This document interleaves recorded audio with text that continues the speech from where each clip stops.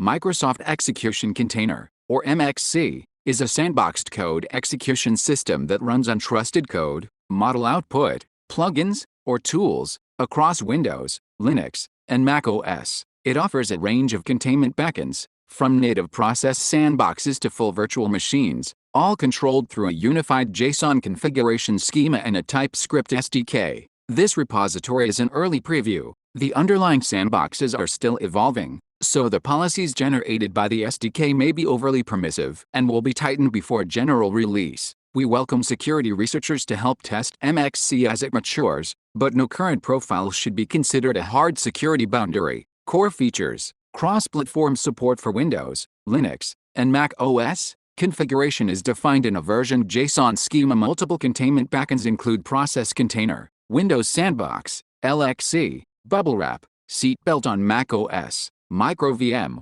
Hyperlight, Isolation Session, and WSLC. Policies are split into file system, network, and UI categories. For example, the file system policy lets you specify read-only and read-write paths, while the network policy controls outbound traffic and host filtering. Sandboxes follow a StatiWare lifecycle: provision, start, exec, stop, and deprovision, allowing long-lived sessions. A TypeScript SDK, available as the @Microsoft MXC SDK NPM package, offers both OwnShit and StatiWare APIs. Integrated diagnostics include debug logging and event tracing for Windows. Building the project. The project contains a native Rust component for the executable binaries and a TypeScript SDK for developers. The folder layout is: SRC holds the Rust workspaces and shared library crates. SDK contains the TypeScript SDK that ships as an NPM package. Schemas holds the stable and development JSON schemas. Docs includes documentation,